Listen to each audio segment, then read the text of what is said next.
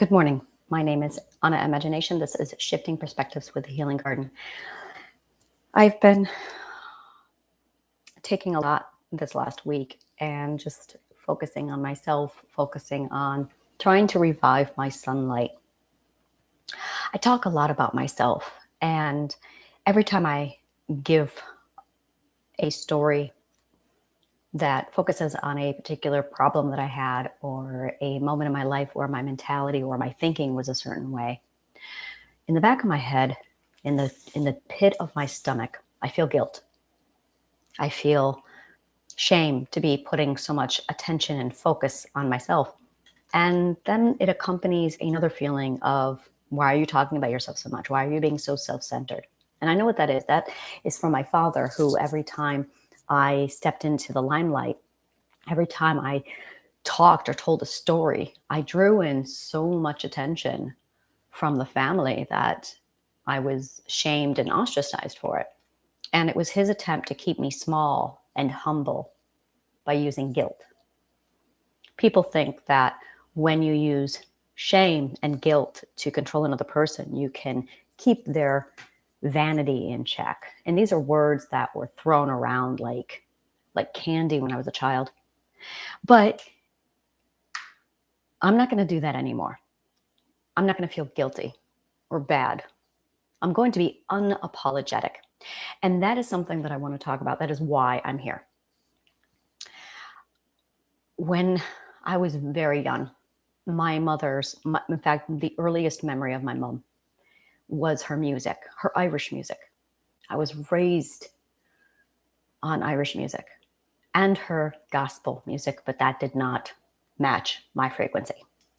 But the Irish music, it was the only time I saw my mother truly herself, is when she literally skipped one day in the middle of the living room and just glowed.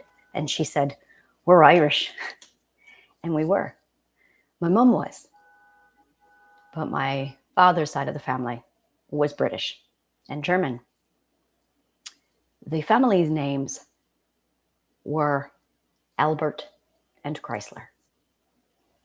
And it was made very clear to me, especially after my mom left, that we were not Irish and that I was to completely throw that part of me away.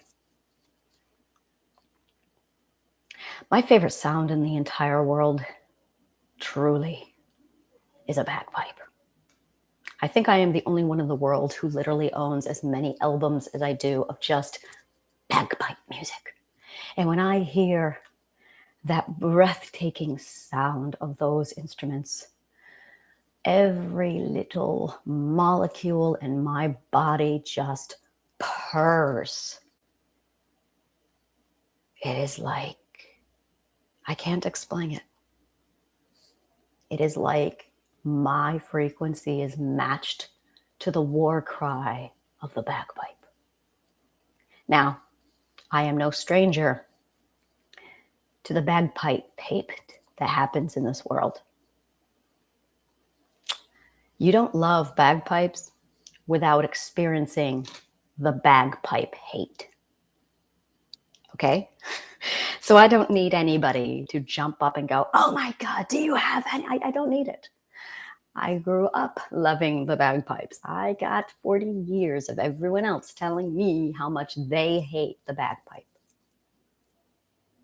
I'm huge right now on this. I'm on this massive hating people's opinions right now, because when you grow up a slave and you hear other people's opinions, if you don't adhere to their opinions, you get beaten. If you don't respect their opinion, if you don't give them your attention to hear their opinion, you get beaten, raped in some cases, as punishment. So opinions were something that I was exposed to, literally, in life and death situations at times. I had people who just wanted me to be their audience, and there was no consent. So now I'm on social media and I'm on my mission, and I'm out there and I'm blasting my stuff out to the world. And I'm putting up a boundary and I'm telling everyone, No, I don't want to hear your opinion. And I'm just shutting people down. And I have guilt. There's that guilt again, just riding up. Now, guilt for me is not the primary emotion. We have 4 primary emotions. We have fear, guilt, control, love. Those 4 emotions are the primary emotions that motivate us, that drive us to do what we do in life. Every time our safety feature goes off in our head, every time our fear system wakes up, we're actually accessing one of those 4 emotions.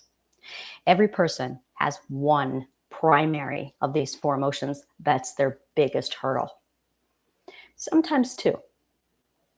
I think a lot of cases there's a primary and a secondary. And the others just kind of like aren't present, or they're very, very low.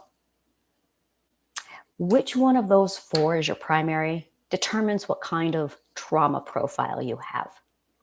A trauma profile is something I created. It's something that I use to help me figure out my own traumas and why I, with my abuse, went this direction rather than this direction. This was really interesting to me because I have 3 children. And all 3 children were abused horribly by their stepfather. And my oldest daughter went this direction. But my son went this direction. And my second daughter, third child, went this direction. And I went, they were all 3 abused the same by the same man. And yet each one of the children, each child has a completely different trauma profile. So in order to understand how to help them as a mother, as a parent, as a life coach, as a psychology coach, I had to study and understand their trauma profiles. And in so doing, I understood mine and my partners and everybody else's out there. And what I realized is you have your 4 primary trauma emotions. These are the emotions that were used to control you. For me, love. Love was the primary emotion that was used to control me. For everybody else, it could be anything else. For my daughter, it was control. For my ex-husband, it was control. Control was used to control him. For me, love was used to control me. Or fear was used to control me. One of my best friends, guilt, was used to control her. Now, whatever of those 4 emotions was used to control you the most is the one that's going to trigger all of your behavior, first and foremost. So for me, it's love. Love is my trigger emotion. That's my trigger trauma. So every time I'm around or experience love, I go into a whole slave mind, obedient mind, trauma mind. Guilt is the secondary emotion. No, that's not true. Fear. Fear was my secondary emotion. So guilt for me is really, really low. It's there, but it's so small that for me, it's not a battle I have to fight. It's oh, there's guilt. Boing, and it goes away. It's very easy for me to get rid of guilt. Fear takes soothing. Love. Whew. There's a reason why I'm actually single and I consider myself not in a relationship. There's a reason why I have no friends. There's a reason why I select the labels I use to avoid love. Even though I have a partner. I'm single and I'm not in a relationship and I am not available and I don't date. Because as soon as I enter into the world of love, slave mind turns on. For some people, it's fear. As soon as they feel fear, slave mind turns on. The thing is, these emotions, just a moment. This is like I got something in my teeth. Okay, there we go. It's like I'm going to make a show out of it. Why hide it when I'm just going to make a display of it? But that's it really, is every one of us has these particular emotions that as soon as you feel the emotion, it triggers you to immediately re-enter this submission. And it's really, really hard. And no matter how good you get at it, once you figure it out, then it becomes a balancing act where you're always vigilant. You're always making sure that you stay in this one place. It's not easy. And then eventually it normalizes and you can relax and you don't have to balance anymore. You don't have to think about balancing. You just do. And then you forget that you ever had to struggle. You normalize so much that you literally forget that you ever had to struggle with it. It's a process. It's a conditioning process. I do not advertise at all instant gratification. Instant gratification is bullshit. I have a problem with instant gratification. I'm going to be digging into it later this week because instant gratification keeps coming up. So I've been on this massive kick of the identity, but more so, I've been on this massive kick of remembering who I am. I get people who DM me who tell me that they're completely empty and dead inside. And that's how my partner feels. And I watch him from a very, very large distance. And I've got so many fucking opinions that I don't want advising me without my consent on if I should abandon him, if I should just throw him away and find a new fish in the sea because they're so much more better than him. And they don't even know him. They don't know our background. They don't know who he is. They don't know anything. But boy, do they have opinions. And I'm just, why? I don't understand. I really don't understand. I just don't understand. So I've learned to shut people down and just say no.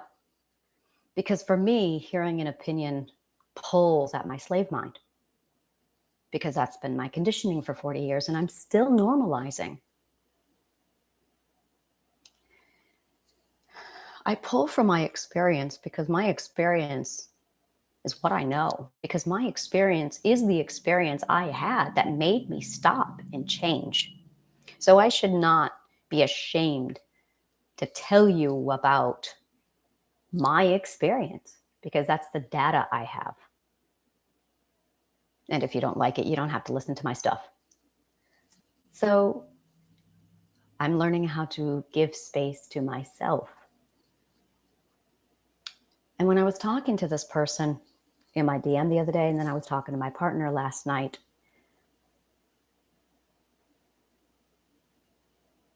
the same thing keeps coming up. People do not remember what they love. Now, here I am with my 28 years of psychology, 28 years of philosophy, my beautiful big brain, and I still have moments where I go, son of a bitch, I dissociated. How long have I been dissociated? I had no idea I was even dissociated. Perspective. Perspective has a beautiful way of keeping you secretly in a trap and then hiding the fact that you're in a trap. I want to go back on this later, so let me write it down. It's a trap. Perspective. And that's the real bitch about perspective. It's a trap. It's a trap. I feel like an idiot because I feel like I should know better. I feel like I should know better. And I was feeling cold and empty, and I recognized the empty, and I was going through my work because I know my work. And I got to the point and I was telling people, you got to love, you got to have identity, you have to. And I kept going and going through that. And it's interesting because I never, when I get to that part, and this is part of it, every time I sit down and I teach a class, there's a spotlight that I put on myself where I evaluate my own behavior in my own head because I'm in maintenance mode. Other people are in healing mode. I'm in maintenance mode. So I'm still doing the same damn work. It's just smaller, much smaller. And when I get a perspective, instead of me having to go all the way this way, it's just I'm out of alignment. Let me just tighten this knob. And then it goes, goop. That's maintenance. That's the difference. I actually call people, we call it healing, but it's really not healing. Healing is, let me show you healing. Healing is when you get cut and you have to put bacitracin on it and a band-aid. Done. And then it heals, and there might be a scar, and that's the end of the story. You haven't changed. You had a boo-boo. That's healing. That's grieving. That's healing. What you are actually doing is life transformation. That is when you are here and you go over here. So it's not actually a healing journey. It's a transformation journey. Big difference. Because you are completely rewiring your entire system from, I'm going to be a slave and I'm going to be in trauma and I'm going to be abused, to boom, over here. You're going to be a different person, which is the goal. You need to become a different person. You need to want to be a different person, because the person you have right now is a trauma person, is a slave. And then once you transform, it's just a matter of maintenance, just tweaking those knobs every now and then to make sure your alignment stays. But really, perspectives, point of views, have a way of disguising themselves. They're traps, and they get you caught in this little perspective, and you don't realize you're in a trap. So I'm sitting here talking to people about finding what you love and remembering who you are, and I'm numb, and I'm cold, and I'm logical. And that needs to really be the first clue to me that I've shut down again. Because for me, the very first thing that happens is I go logical. And then everything shuts down, because logic cannot exist at the same time that emotions exist. And for me, being logical is like, oh, that's my warm place, that's my happy place. But I don't know yet how to be logical and happy and fun at the same time. I don't even know if it's possible. That's my next journey, is to figure out how to balance love and fun with logic. So I'm in logic mode because I'm focusing on work and I have an agenda and I'm on a mission. And at some point during all of that motivation, I shut down my emotions and I forgot again who I was.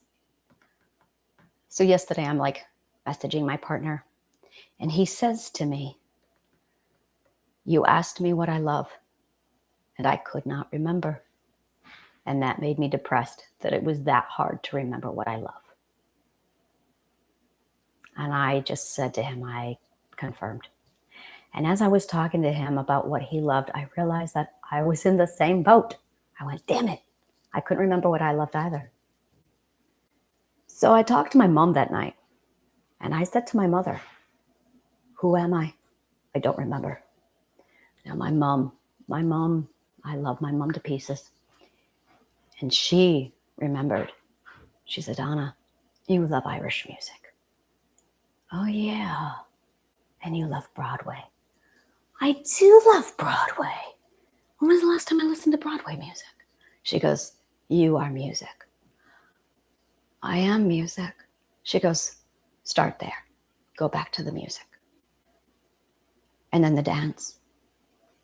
And I had completely forgotten all of this. Now I was listening to salsa music day in and day out. But that's because I miss my partner. That isn't me. I am Irish music, Irish jig, and ballet.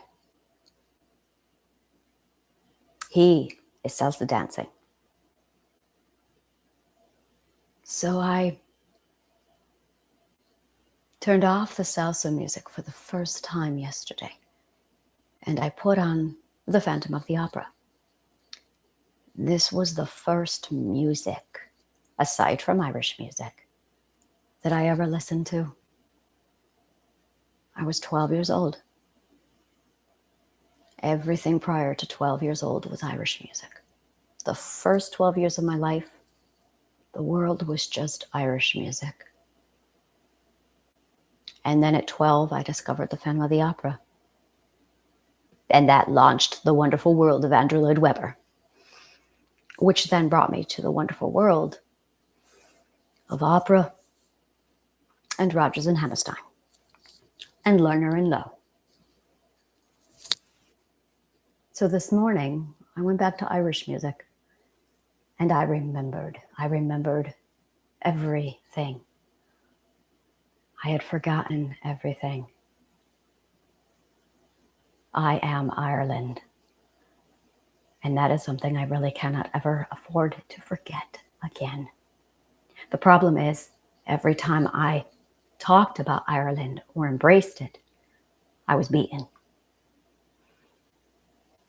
Which is why we throw away ourselves. This is it. This is it, by the way. This is it right here. This is how trauma works. You think about what you love, and your identity comes out, and your sunlight brightens, and you step into it, and you become what you love. And then an abuser comes along and beats you for it. So now you have something called trauma by association, where it isn't the abuse that you're afraid of. Really, it's the Irish music, because the Irish music brings the abuse. There is the abuse itself, and then there's the thing that brings the abuser to you. And we're not just afraid of the abuse, we're afraid of attracting the abuse. So you start to associate everything you love, your identity, with abuse. So when you heal, when you transform, you are reteaching your mind to love what you love and that it's okay. You are reteaching yourself that you are now safe enough to love. So I'm going to write that down. Safe enough to love.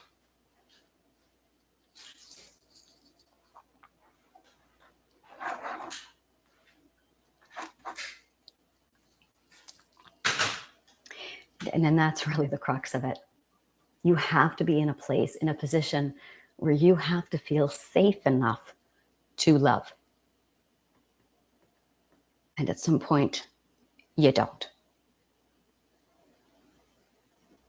I need to just pause the world, step back, and really focus on those 4 words. Because that's it. That's really, are you feeling safe enough to love? Or are you afraid? And don't feel ashamed if you are. That's exactly the problem. I was terrified of saying the word Ireland too loud when I was a child. I was terrified of that. I was terrified that if I played my Irish music too loud, I would be beaten. I was afraid to embrace my love. But I am Ireland. And when you get to know me, when I allow people to get to know me, you really learn how much I am Ireland. And I have killed all of that within me to keep me safe.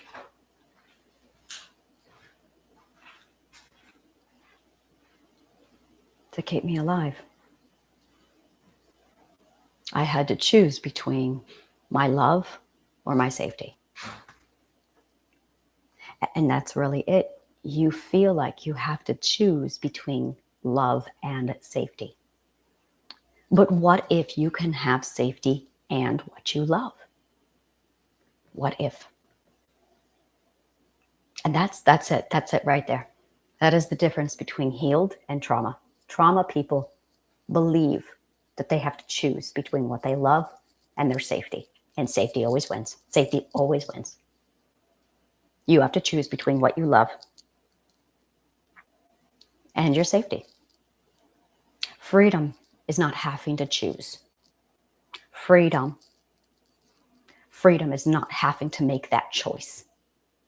This morning, I played my Irish music and I played it loud. And I did not, that's not true. I had fear. I cannot say I didn't have any fear. Oh, I had fear. I felt it. I felt the fear.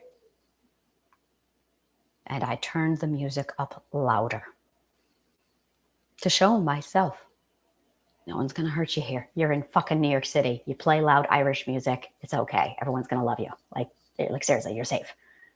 And then I wondered why I'm never in Boston. And you crank up that Irish music. So it was this massive realization this morning that we are in a situation where we do have to choose between our safety and our love. And when you are put in a position where you have to choose between safety or love, safety is always going to trump. Safety is always going to win out. So the healing process, the transmutation process is reconditioning your brain to realize that you can have both, that you have to have both, that there is a possibility, a way for you to have both, so that you can have what you love and you can be safe at the same time. Safe enough to love. Safe enough to love. I'm going to do like a whole course just on this, and I'm dead serious. This is like going to be my next course, is safe enough to love. Because that's it. If you can figure out how to feel safe enough to love, you can overcome anything. So I started a program last night. This is something that I was working on last night. It was really hard. Like after my mom told me, Anna, you love music, you love Ireland. Oh yeah, I love Ireland. So I wrote down a list. This is hilarious. So I wrote down a list last night. And I mean, this is like 8:00 last night. And I wrote, what's your favorite book? Well, that's easy. Phantom of the Opera. Don Quixote de la Mancha. That's like my favorite book. Knitting is my favorite. My favorite movie, Hitchcock. It all came back to me. It all just started flooding back to me. I was on Plex and I was going through movies, and my gorgeous, beautiful partner had loaded Hitchcock without telling me. I had no idea.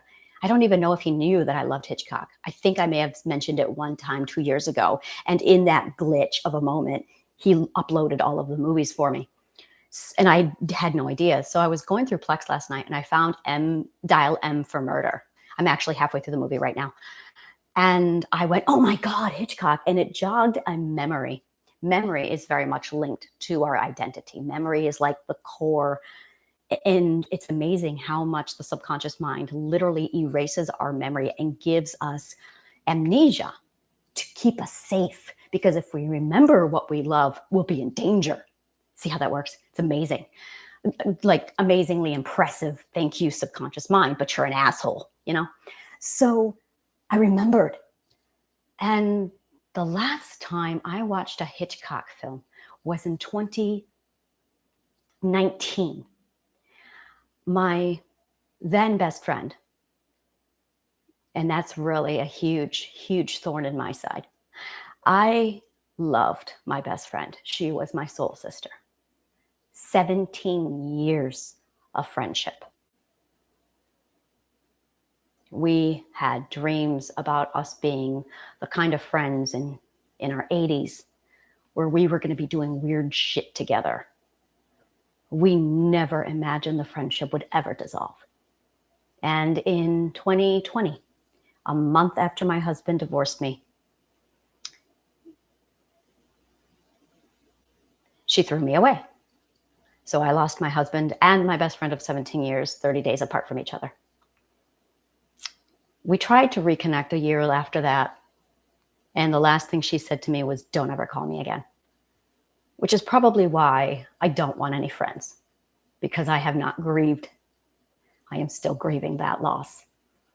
And I have not dealt with it. And it's funny because that loss hurts so much more than my husband. But my husband was another loss where that's a whole nother story. So she and I were working through the Hitchcock films together. She had the complete set on Blu-ray. And we were literally working through every Hitchcock film. We made it through halfway when the relationship dissolved. And I never watched Hitchcock again. I'm like, no, done. Around the same time, I was watching Doctor Who with my husband, Star Trek with my husband, and One Piece anime with my husband. The relationship dissolved, and I said, no. I just refused to look at Star Trek, One Piece anime, and Doctor Who. I haven't touched any of those shows in 3 years. And they are part of who I am. Every one of those shows is very much who I am. And I threw it all away. So last night I saw Hitchcock. I gushed. I did a whole, oh my God, you beautiful man, you gave me Hitchcock. And I watched Dial M for Murder. And I purposely remembered who I was. I deliberately, okay, I got my knitting out. I made myself a little cozy seat in front of the TV. Very tourist thing. And I made myself hot chocolate. Hot chocolate. I bake. And I bake my own recipes. And I studied chemistry so I could master the art of making my own recipes. So this is very much like who I am. And I have a hot chocolate recipe. I'll have to share it with you. It's really good. So I made my hot chocolate, and then I sat down and I watched Hitchcock, and I knitted. And then this morning I got up and I read a couple chapters in this book, and I listened to Irish music. And I remembered me. And the warm, fuzzy sunlight burst. And the more I think about Ireland, the more I can feel my sunlight. It's like sunlight itself is Ireland inside of me. And it just exploded. And I went, oh yeah. So I've got all these people in the garden. And I've got my partner. And it's really funny because I have my partner and I have the garden. And they're both in the same place. And I'm between the two of them. And I'm constantly going, what do I need to say to you to make you believe that you're in a trap and there's a better way and that you can get out? And I messaged him this morning. And it was the most wonderful conversation I think I've ever had with anybody, because it's just so authentic and honest. And I said, I'm going to be honest with you. This is my situation. I have you and I have more than 500 people sitting in the garden right now. And I can't get through to either one of you. And you all have the same problem. And it's a problem I never had. When I found out that I did not have to be in my fucking nightmare, I got the hell out of Dodge. As soon as I realized that I had a choice to get out, nothing stopped me. I was that person who ran to therapy, accumulated all the knowledge. I had no job at the time, and I sat down with books and pens and paper, and I went to work because I was going to get the fuck out of Dodge. That's how much I fucking hated my life back then. And I ate it, I drank it, I slept it. I devoured it. I worked around the clock 24/7. I did nothing else except heal. And I knew it was me versus my brain. I knew it. I'd studied philosophy. I knew all I had to do, I make it sound like it was nothing. I knew that all I had to do was shift all these stupid perspectives. And I knew this because I had come up with a Rorschach print perspective when I was 21. So I'm sitting here just ramming this Rorschach print perspective into my brain, purposely just shifting it. And I knew I couldn't just pick up the telescope that I had built and move it over here. I knew I had to go through this series of shifts, and I was impatient, and I fucking hated my life. And I knew I was trapped. I knew I was a slave. I knew I was being abused. And nothing stopped me. So I'm talking to my partner, and I'm talking to these people in this beautiful group I have, and I'm looking at everybody and I'm going, why aren't you doing anything? Why? I don't understand.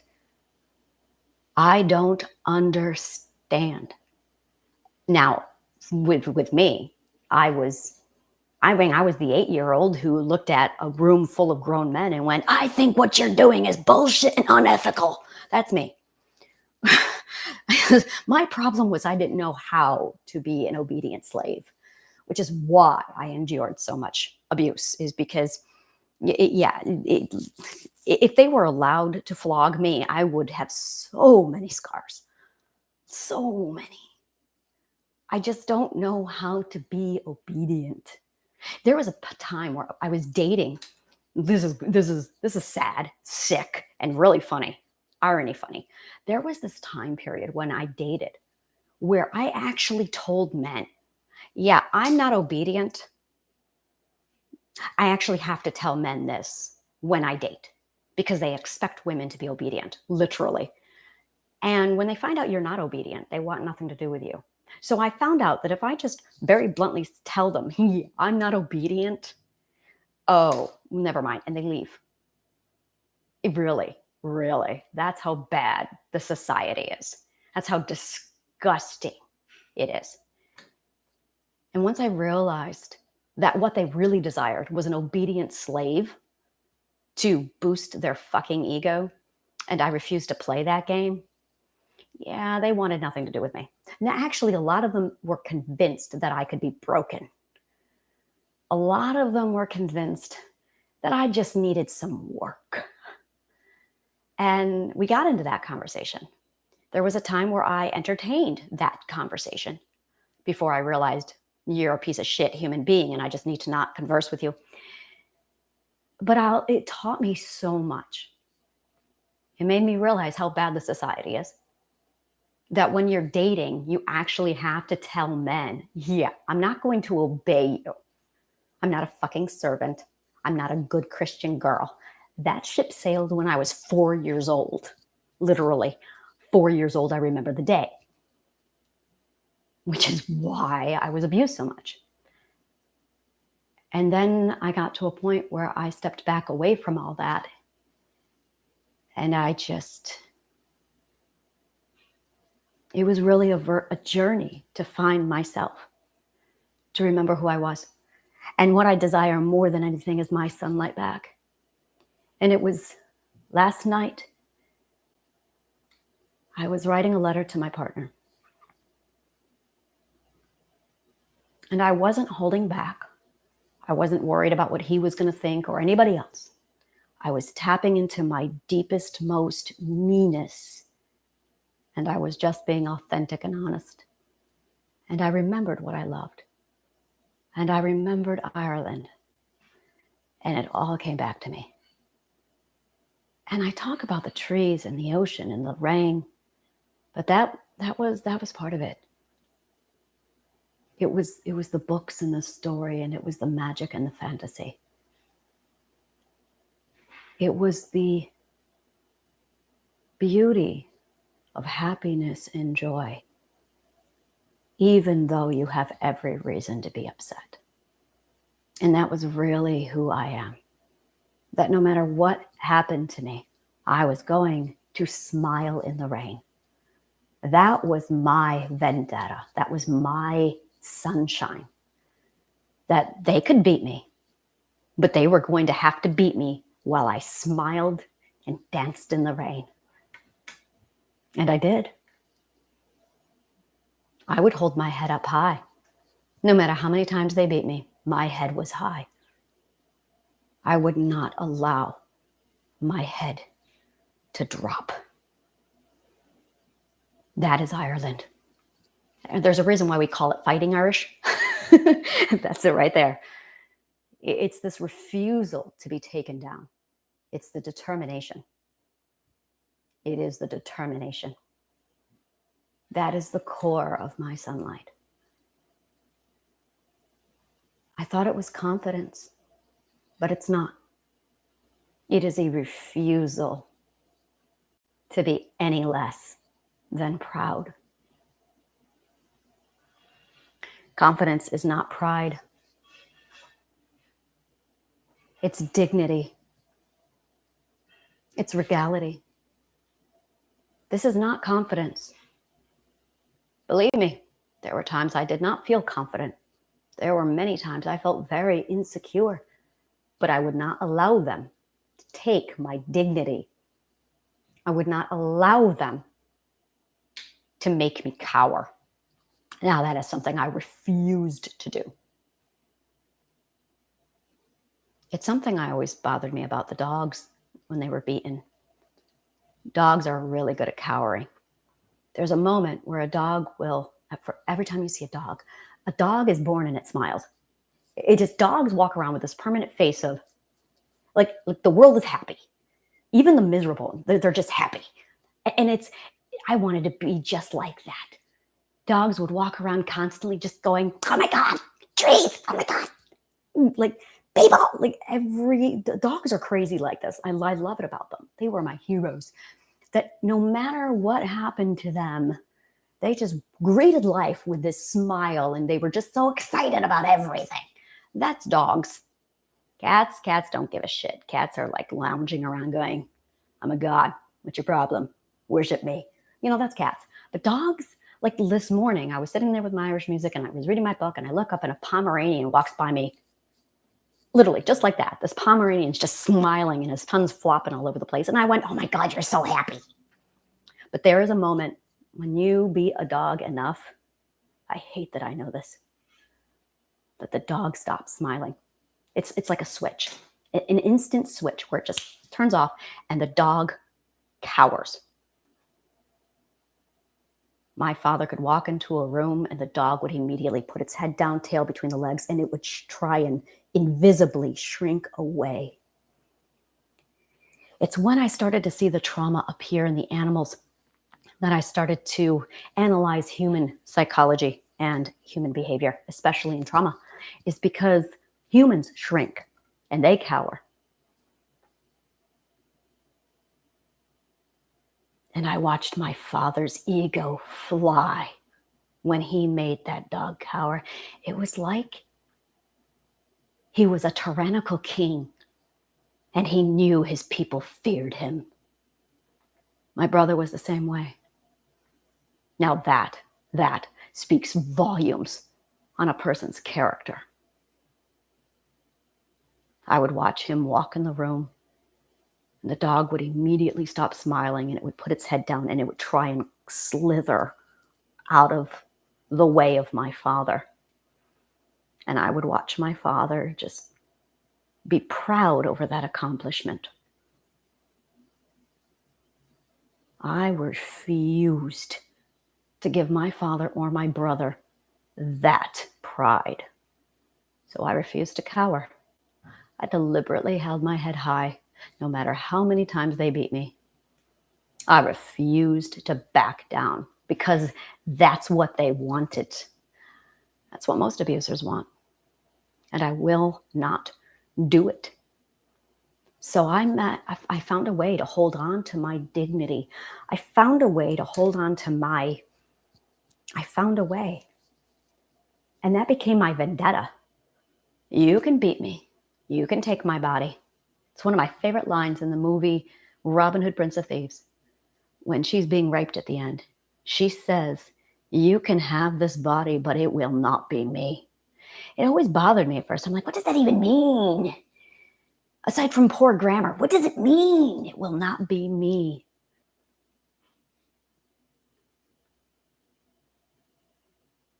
I had my own mantra like that. You can take me, you can break me, you can beat me, but you do not get my dignity. I will still walk like a fucking goddess. And I do. And I did. And that is what saved me. That is Ireland. That is every fucking Irishman I've ever met. That is a people who suffered for generations. And you would never know it.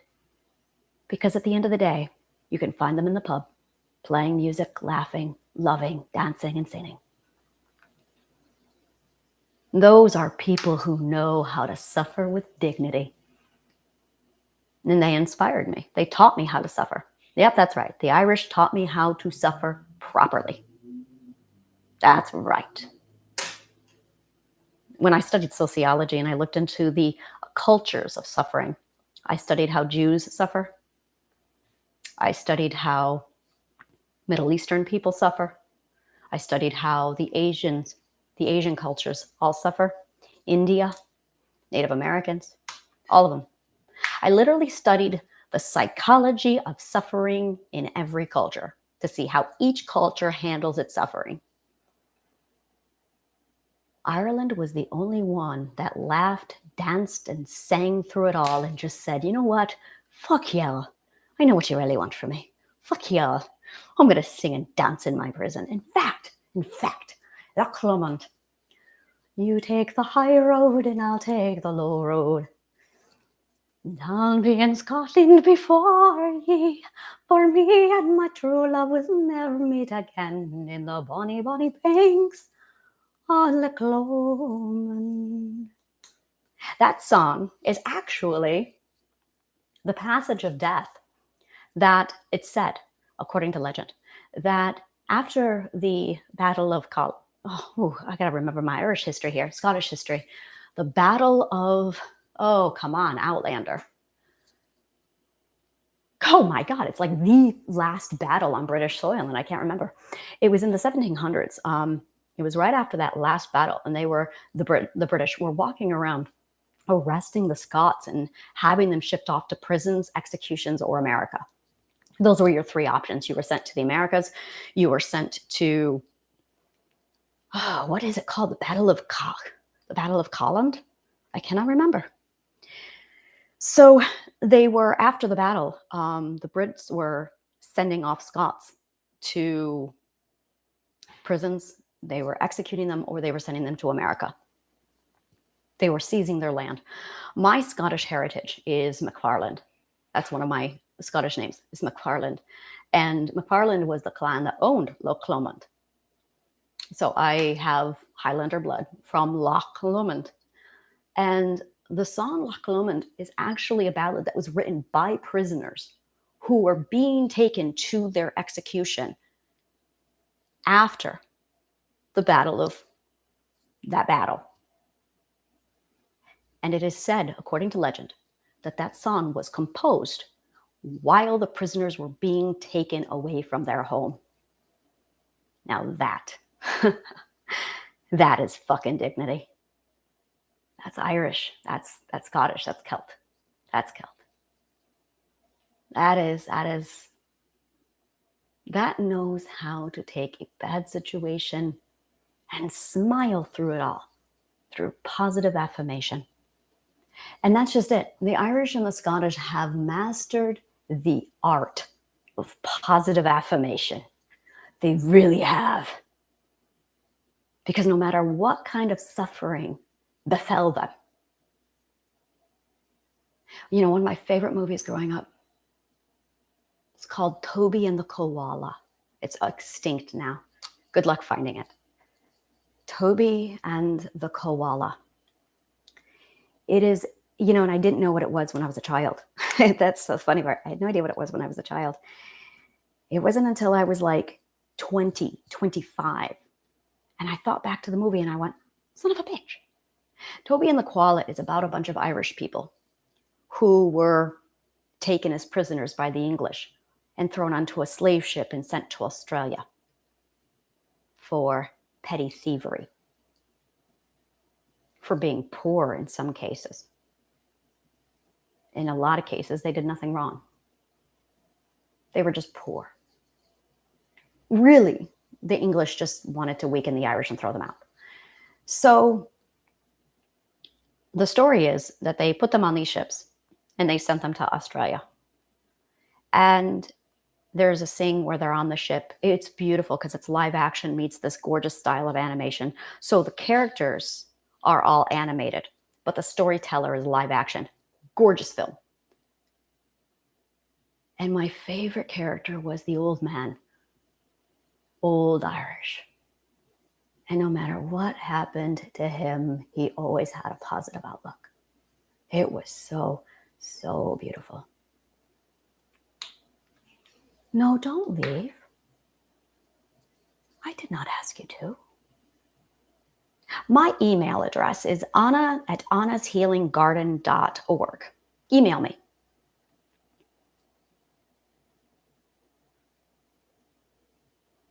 I did not ask you. Yeah, we need to talk, girl.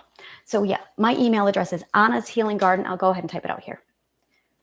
Anna, actually, it's annashealinggarden.org. Yeah, we have a miscommunication happening and we need to talk so we can straighten that out. But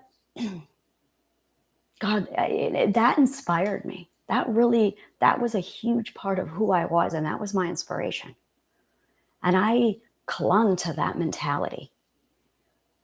And it got me through it. It survived it. So when I was 35 years old and starting therapy, my therapist looked at me. I remember when she filled out the itinerary, there's like an intake sheet. It took 2 days to do my intake. And 2 fucking days. It was literally a 12-hour intake. And she went through it. And after she was all done, she just looks at me and goes, you didn't do alcohol, no drugs? And I said, no. And she goes, you didn't cut? No. You didn't do any self-mutilation? Do you have any tattoos? So this is new. I just got this a couple of years ago. And at the time, I'm like, no. She looked at me. She goes, you should be dead. She goes, based on what you've been here and what I've seen from other people, you should be dead. You did this without any, did you have medication? No medication. I exercised. And she could not, it was like a good 20 minutes of us just, she didn't believe me. And she finally asked the question, how did you get through the fucking shit you went through with nothing? How did you cope? And I got it. When she asked that question, I was like, you want to know how I did it? Ireland, music, Ireland. They taught me how to suffer. So that's what I want to do. That's when I grow up, I'm going to teach people how to suffer. That's it. And I learned how to suffer through Ireland. That is what I do. I teach people how to suffer because everyone suffers. Everyone suffers. Suffering happens to everybody. You're not, and it's going to sound horrible, but you're not special. We're not special. Everyone suffers. I've studied it, every culture. There's genocide, there's murder, everybody suffers. But there's a way to suffer. There's a way to suffer. And the Irish have mastered that art of suffering. They really have. You know, it's funny. I studied music. I studied all the music. And when you look at country music is all about suffering. All about suffering. But it's sad. And it's like a big pity party. And it's the singer feeling really sorry for themselves. Irish music is like country music. It's all about suffering. But it's positive and happy about the suffering. Or it focuses on the joy of life. And it reminds them about the positive. It's like all the other cultures, when they suffered, they didn't sing. They didn't dance. In Native American culture, if you go to the shaman with a mental or a physical problem, a mental problem, it was common practice to go to the shaman in a Native American culture if you had a mental problem. And the shaman's first question was always, when was the last time you danced? The second question was always, when was the last time you sang? Native Americans got it. The Sami in Norway, they get it. The Irish and the Scots, they got it. They figured it out. But all the other cultures in the world, they abandon their music. They abandon their music when they suffer. That's the secret. They abandon their music. Don't abandon the music. Don't abandon the story. Because when you abandon the story, you forget who you are. God fucking damn it. I feel like such an idiot. When I ran Brain to Books, I was obsessed with the question, what is story? I was obsessed with it. For 5 years, it's like I built my entire business around the question, what is story? I wanted answers. I wanted to know because I watched what Ireland did with story. What Ireland did with story. That's going to be another podcast. I cannot get into it here. That is a full 2 hours of me explaining what Ireland did with story. It's why I love Ireland so much. So here I was with my company, Brand of Books, and I was obsessed with story. Why do we do it? Why do we write books? Why do we do oral tradition? What the fuck is going on with story that we need it so much? Clearly, we need it because when we sit down and we dig into early man and early civilization, the very first thing we find isn't tools, it's art and it's story. Why? I asked myself over and over, what the fuck is up with men, mankind, and story? I figured it out this week. This week, like 2 days ago. I went, oh, that's why we do story. Story is who we are. I was doing one of my podcasts in the Witch's Corner, and I was talking about point of view and how perspective is actually just point of view. And point of view, dun dun dun, is story. Point of view, our perspective, is our story. And you don't fuck with the story. We go through our life, we take in beliefs, we take in traumas, we take in understanding. We have our identity, what we love. We have our ethics, what we feel is right and wrong. We have our beliefs, which is our experiences and everything that we see in the world, and how those three things just shift together. And then we have perspective, which is our story. Abusers tamper with our story. Now you have trauma. Abusers tamper with our love, which changes the story. This is absolutely it. We are free to change our story. Yes, we have to change our story. We have to do it. This is part of our mental health. This is the core of our mental health, is understanding what our story is in comparison to our beliefs, our identity, and our ethics. And only we can answer those questions. So I have this story. I have my love. I have my ethics. I have my belief. And I'm the only one with the ingredients. So I'm making this gorgeous cocktail, and there's my perspective. There is my story. And that story is my guidance, my direction, my heading. It is the summation of who and what I am. My perspective, my story is who I am. And yours is yours. And every time we give our opinions to someone else, you're supposed to listen to an opinion. You're supposed to feel so strong in your own story that you can listen to another story and not be altered by it. But we don't do that. We don't do that. Yes, when you shift your perspective, the story changes. Exactly. The problem is when you're abused, your story stops being your story. Your story starts mirroring somebody else's story, specifically your abusers, mostly our mom and dads. We are so conditioned to have a story that is supposed to be aligned with our parents or our husbands or our abusers that we throw away our own story to make room for theirs. And now you are choosing somebody else over yourself, which is why loyalty belongs to you. You should never give your loyalty to anyone else, because the moment you give your loyalty to anybody else, you, in essence, are putting yourself in a position where if they change the story, because you're loyal, that means your story has to become theirs. And that puts you in a position of vulnerability.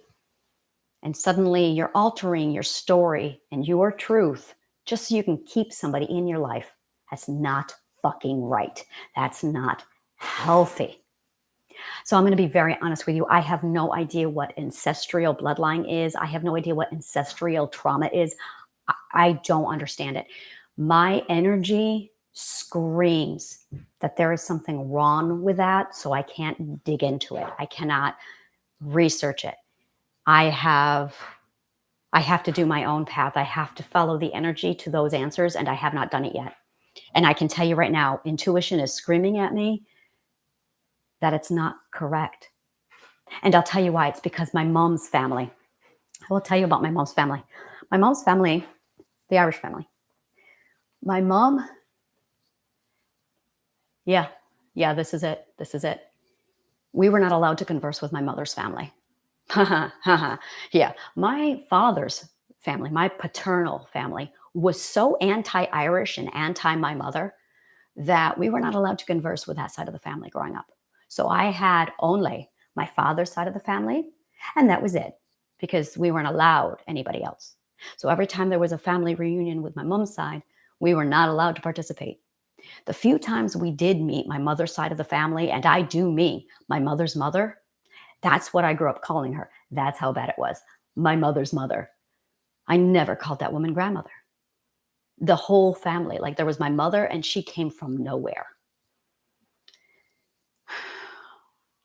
She suffered some serious abuse. Now, my mother, I guess if I were to psychologically sit down and pull this apart, my mother broke the cycle at the expense of her own sanity, but my mother broke the cycle. So I did not see generational trauma because my mother broke the cycle. She is pedophilia was rampant. I'll just leave it at that. And my mother stopped it and said no. So my mother was the gatekeeper. She was like this barrier between us and her trauma, generational trauma that I never saw because my mother was the one to say, no, it ends here. And that really saved me. So, yeah. I met her father one time and she pulled me aside and she said, you are not allowed to be alone with him. Ever. You two girls, my sister and I, you stick together, but you do not leave my side. You do not ever part ways. And my sister and I, we felt it. My sister and I were like, okay. And that's all she ever told me. And that is the only time I met that man. I don't remember his face. Well, I'm face blind, so that means nothing. I don't remember anything. I just remember that moment that day. Now, as I grew up and I did my own psychological research, I could connect the dots. That was the only time I ever was in the same room with that person. I don't know who he was. But there was, yes, she very much protected us. That was as close to her family as I ever got. When, it's funny, twice, there were 3 incidences that I was in that society. There was 2 family reunions. Well, there was 1 family reunion. There was a baby shower. And there was the time I visited my aunt. And when I visited my aunt, my cousin was screaming upstairs. And my mom said, what's wrong with Erica? And my aunt said, she was raped. And my mom went, great. That's how rape was handled when I was a kid. Yeah, all right. Yeah, that's the way women are. They get raped. And they do. Where I'm from, that's what they're for. To teach us a lesson. And my mother, there was just a barrier. So for me, when I hear generational trauma, it doesn't exist because I am generation 1. I am generation 1.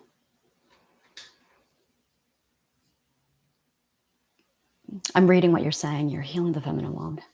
See, and in my mind, feminine and masculine already don't exist. I've already removed them. Those are patriarchal terms. So for me, it's the nurturer or the protector. And that's how I view it. It's the energy says to me that it's very much nurturer or protector. And those are it. And we have both of those inside of us.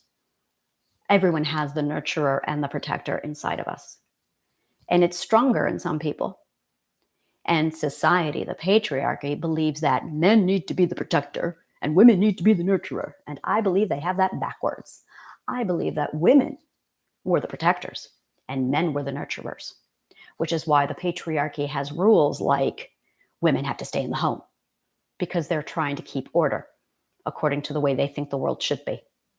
Because they are, yes, I believe that it's about balancing both inside of you. Yes, I think that's what sex is for.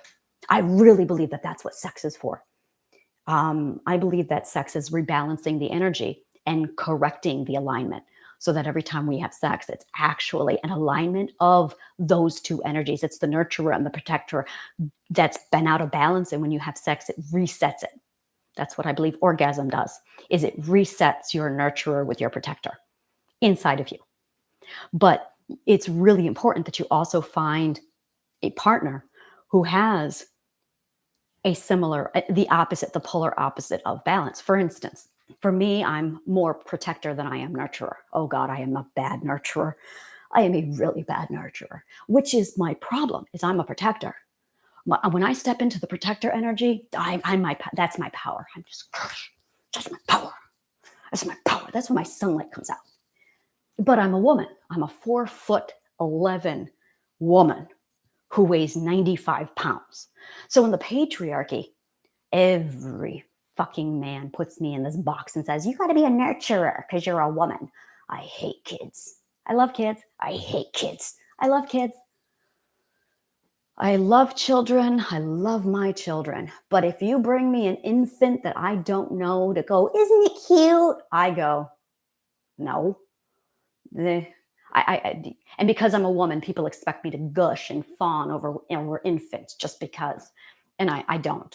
I have no, I'm going to go get my swords and go practice sword play out back. And I do. I have swords and I actually studied sword play, and that's my hobby. I love sword play. God, I love my swords. I love my swords. So yeah, I'm a protector. I'm not a nurturer. And the patriarchy is not okay with that.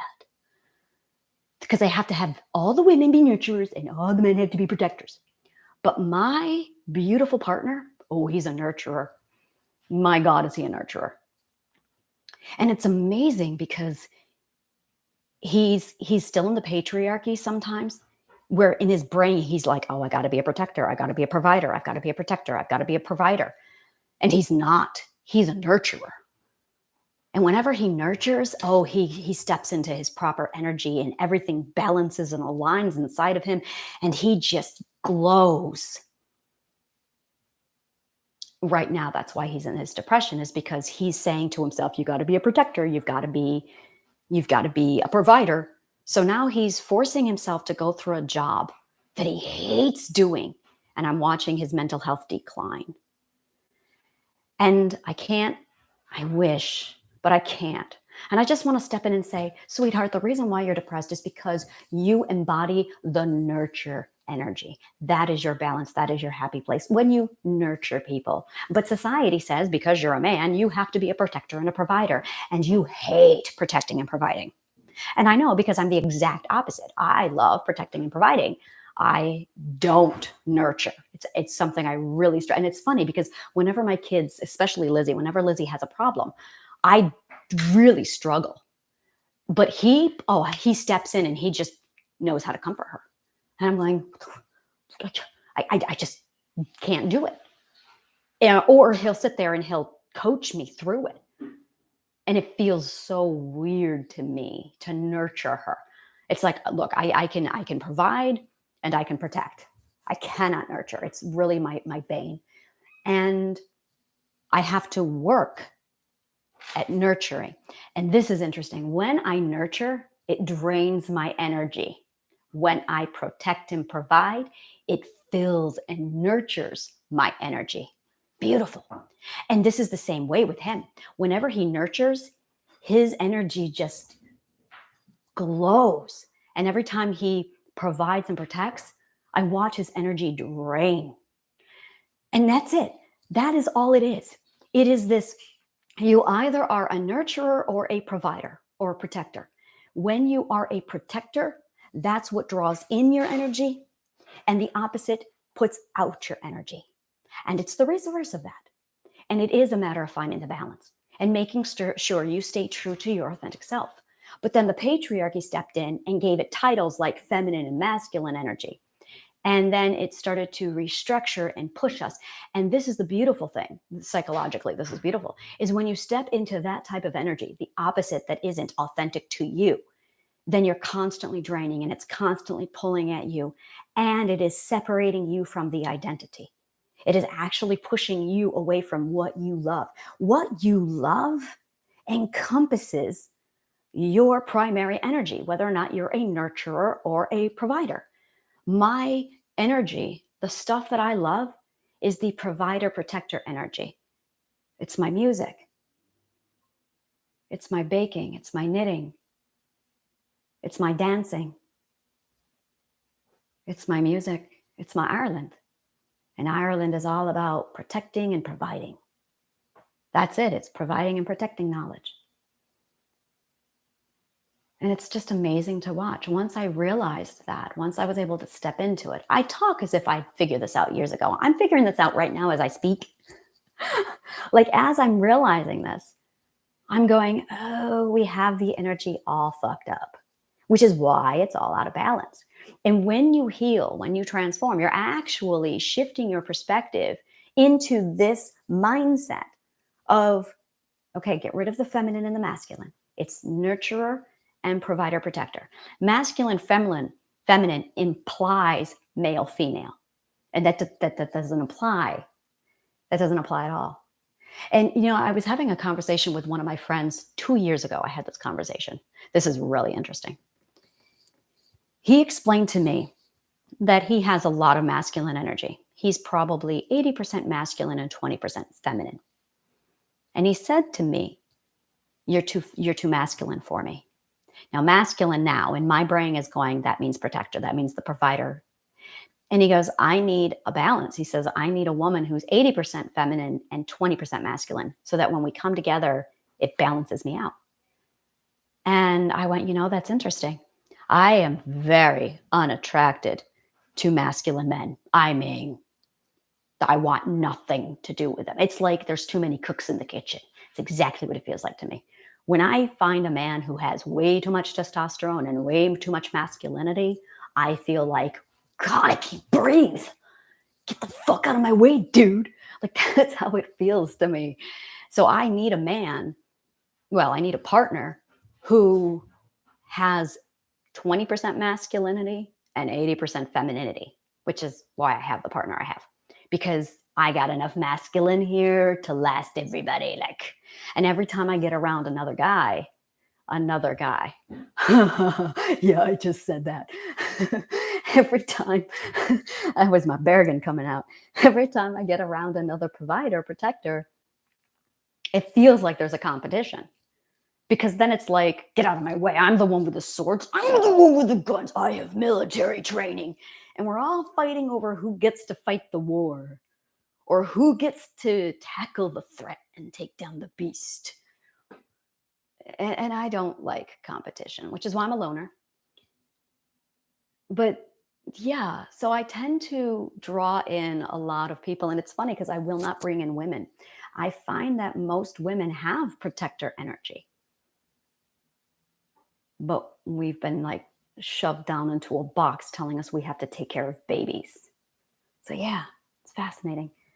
I'm going to pull this apart more. It's really fascinating to me.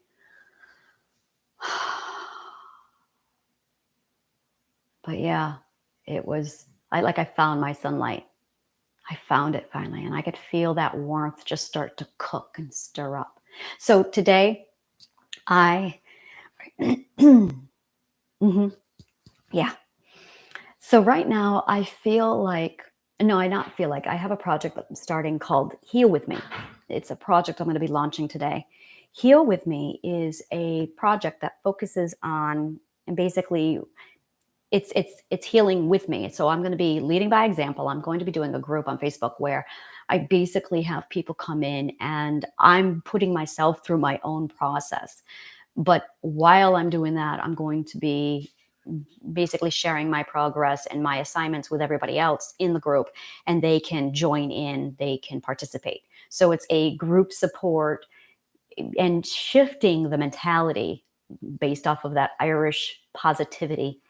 It's teaching people how to suffer with dignity and using positivity and music to endure suffering, to lighten that load of suffering, and to remember to learn how to preserve the self while you suffer.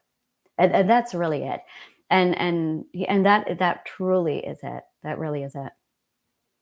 It's funny because my partner is the one who said to me 2 years ago, the masculine and the feminine do not exist.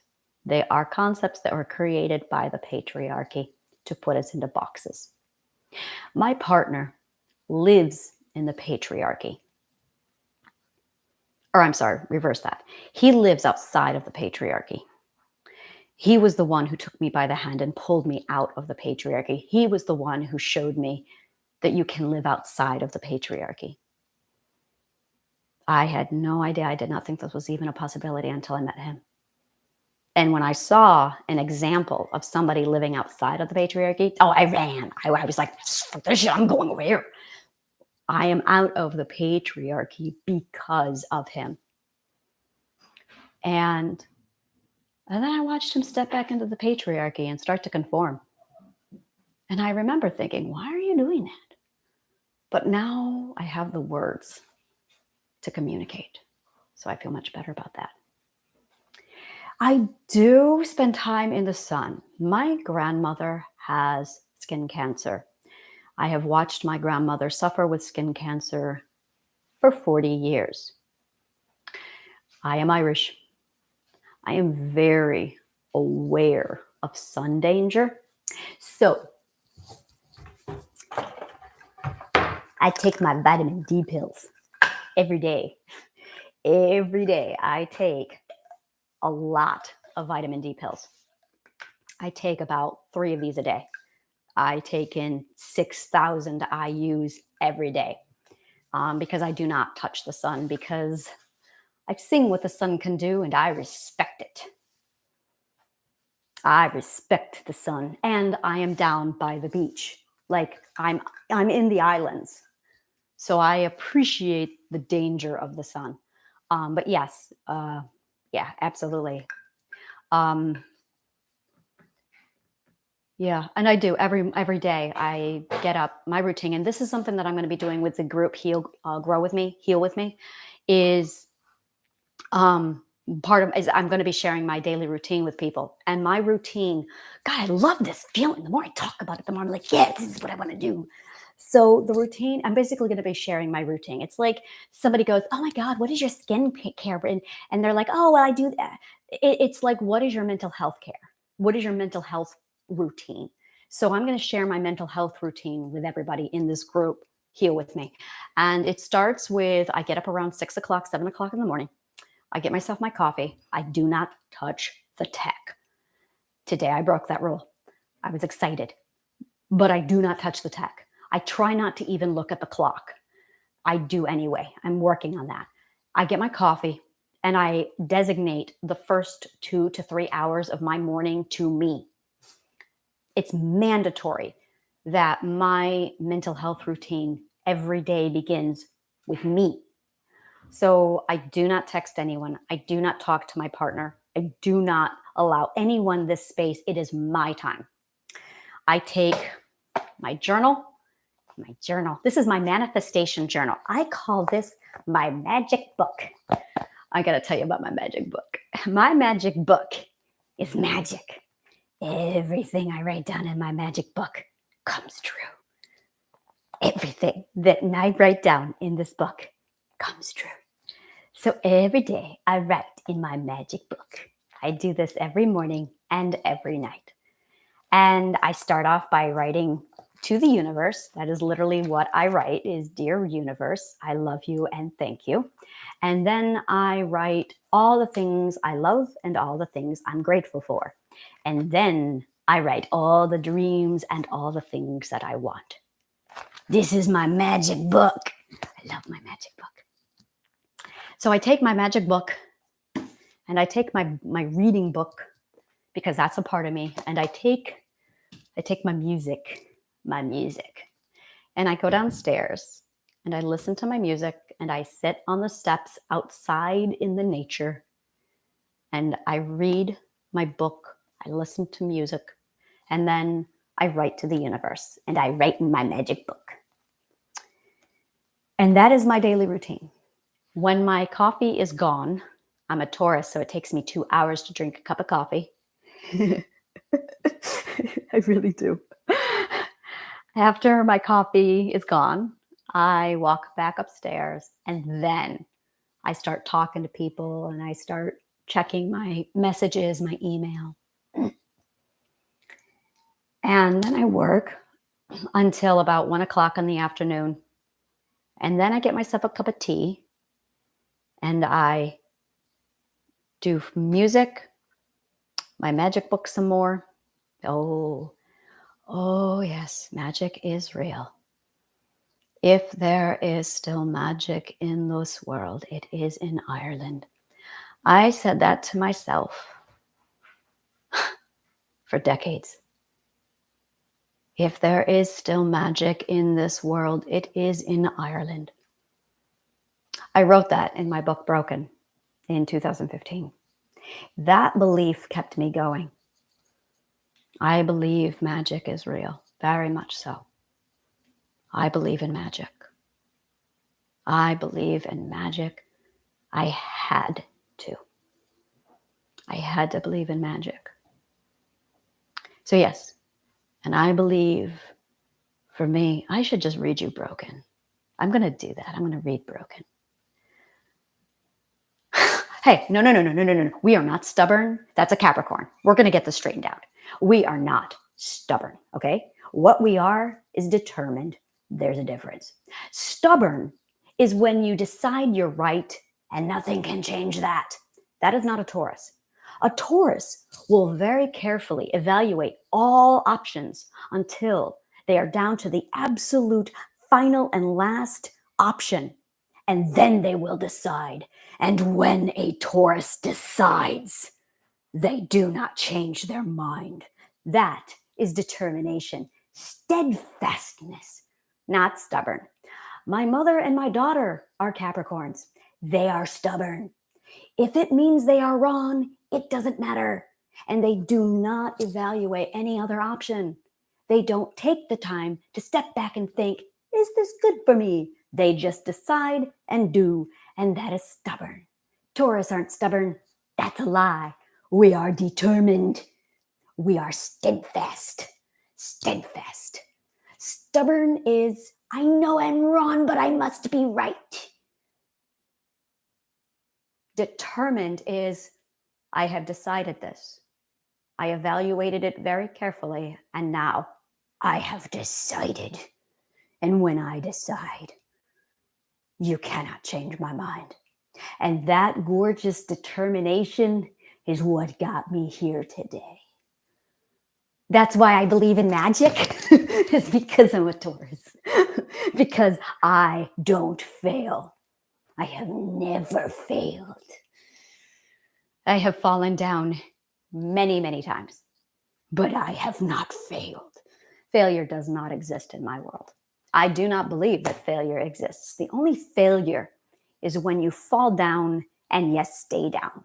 But it's not even stay down. It's staying down indefinitely. It's like, well, I'm laying in the mud. I guess this is where I belong. This is where I'm going to pitch my tent and I'm going to live here for the rest of my life. That is failure. I fell down again. All right, you know what? Fuck this shit. I'm just going to sleep in the mud tonight. And I made the most of it. I spread myself out. I laid down in the filth and I went, well, shit, I'm pretty sure this mud is sewage, but okay, tonight I sleep in the mud. And the next day I wake up and I go, do I have the strength to stand? Nope, I don't. It's going to be another day of sleeping in the mud, but one day I will stand. That is life. So to me, there is no such thing as failure. The only failure is when you lay down in the mud and you decide to make it your home. My home is absolutely not the mud. My dreams are not the mud. That is failure. So I don't believe in failure. I see people who believe they can't have anything except sleeping in the mud. And that's my job, is to pick them by the hand and say, you do not belong here. No one belongs in the mud.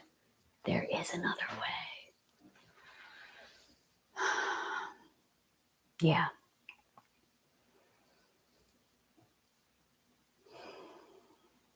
And the energy is talking to me and saying, you're on the right path.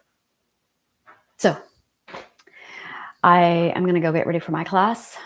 Thank you so much for joining me. And it's Wednesday, so I'm probably just going to do class and then I'm going to celebrate me. I definitely want to do this group today, so I'm going to be building that up and I'm going to be doing a follow me and my routine, and I'll be figuring that out.